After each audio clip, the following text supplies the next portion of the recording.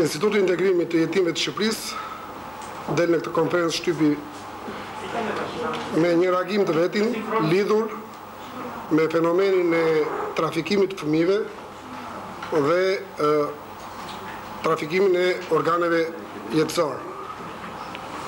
Nisur nga deklaratat e kohëve të fundit për trafikimin e fëmijëve dhe ekzistencën e klinike në vendin tonë, e cila realizon transplantet e organeve vitale dhe trafikimin në klinikat e huaja, akuzat të bëra nga komisionerët e Evropian si edhe nga shtypi huaj, duke marrë shkas edhe nga deklarata publike të avokatit të popullit në shtetin Hin grek, si edhe nga shumë reagime të tjera që vinë nëpërmjet medias, nga organizatat jo qeveritare të huaja si dhe ato të vendit, tashmë opinioni i gjerë publik shqiptar është vënë në dieni për ekzistencën e këtij fenomeni, që realizohet në mënyrë të fshehtë nga grupe të caktuara kriminale. Duke marrë shkas nga shumërit e mësipër, theksojmë se fenomeni për cilën diskutohet sot me tone kaq agresive nuk është më i ri dhe i panjohur për të gjithë ne. Është një problem që shtrihet në arkun kohor të 14 viteve të fundit. Sinjalin e parë, të cilin e dha vetë ish zëvendës ministri i arsimit e asaj kohe zoti Anastas Kondo, dhe që u pasua më mbrapa me denoncime të radhës nga shumë shoqata të jetimëve që merreshin me fëmijët jetim.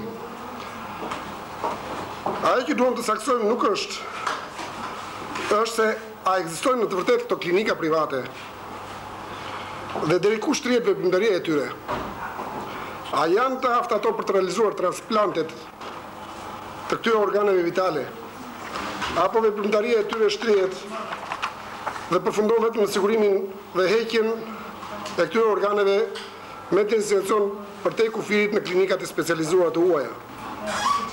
Gjithsesi, ne nuk jemi këtu për të sjellë shembuj dhe raste konkret që vërtetojnë gjithë të masakër kriminale, sepse kjo është vetëm detyrë e strukturave shtetërore të specializuara për të zbardhur të vërtetën dhe për të vënë para përgjegjësisë ata individ, ato organizata që merren me këtë fenomen. Por ajo që na shqetëson me të drejtë është se përse këto sinjale duhet të vinë nga vende të fqinj dhe jo nga shteti ynë.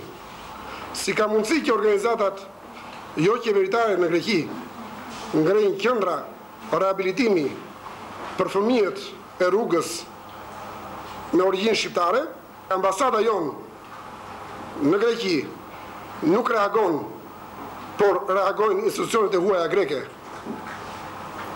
Si është e mundur që shteti bullgar për 3 fëmijë bën namin, ndërsa shteti ynë hesht për qindra të tillë fëmijë të humbur, dhe me këtë çështje merret avokati i popullit, i cili vjet në dieni nga homologu i tij grek.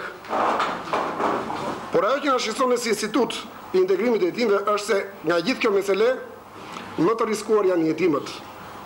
Dhe në veçanti fëmijët e braktisur nga prindërit e tyre, sidomos fëmijët rom, që konsiderohen si endacak. Çdo kush e ka parasysh lajmin që ndrodhiti gjithë opinionin publik amerikan, ku e përditshme New York Times bën të ditur se një nën shqiptare e këmbën fëmijën e vet me një televizor. Sipas një sondazhi që ka bërë Instituti i Integrimit të Jetimëve të Shqipërisë, pjesa më e madhe e fëmijëve të trafikuar janë nga familjet rome. Për faktin se një numër i konsiderueshëm i këtyre fëmijëve nuk figurojnë të regjistruar në zyrat e gjendjes civile. Kjo është edhe pjesa që lehtësisht kompromentohet nga grupet dhe organizatat kriminale për qëllimet e tyre të përfitimit. Sipas statistikave që disponojmë, sot në Shqipëri 5% e popullsisë shqiptare janë rom, që do të thotë se numri i tyre arrin në 150.000, nga të cilët 1.300 janë fëmijë jetim pa prindër. 30% e tyre rezultojnë të paregjistruar në zyrat e gjendjes civile. Kjo konsiderohet si pjesa endacake më lakmueshme për këto organizata kriminale.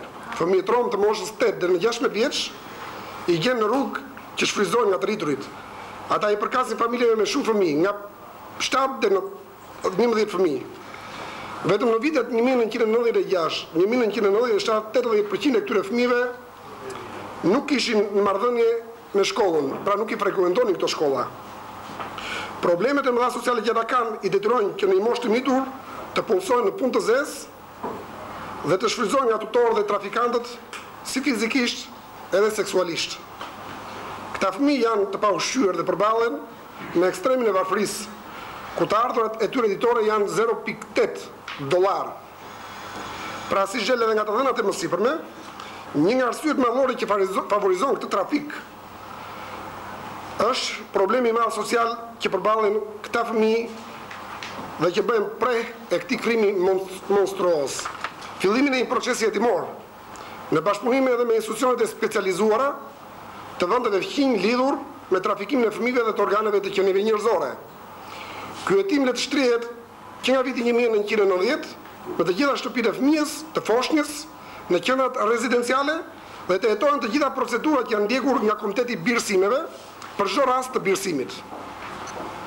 Në të gjitha shtëpitë e lindjes në shkallë vendi duhet të atashojnë punonjës social që kanë lidhje të drejtë për drejtë me zyrat e gjendjes civile. Ato duhet të ndjekin të gjitha procedurat që kanë të bëjnë me shtrimin në maternitet të nënës që do të lindë, duke asistuar deri në lindjen e fëmijës, nëse e lind gjallë, për të vazhduar më tej procedurat në regjistrimin e fëmijës në librin e të lindurve në zyrat e gjendjes civile. E njëjta procedurë të ndiqet edhe në ato raste kur nëna për arsyet e saj kërkon të braktisë fëmijën, duke e lënë shtetit. Por nëse fëmija lind i vdekur, atëherë në komisionin e mjekëve që firmosin proces verbalin, duhet të jetë e pranishme dhe kjo punonjëse me nënshkrimin e saj. E tillë procedurë duhet të ndiqet edhe në ato raste kur bëhen funeralet. Pra duhet të kronolohet kjo procedurë. Me zbardhjen e këtyre fakteve, të cilat janë kokfort, janë bërë prezent nga komisionerët evropian, janë bërë prezent nga media e huaj, nga funksionar të shteteve fqinj, le të merret prokuroria të zbardh të vërtetën dhe të çojë çështjen deri në fund. Ne si institut merremi me politikat integruese të shtresës së jetimëve dhe bëjmë oponencën me shtetin për këto politika.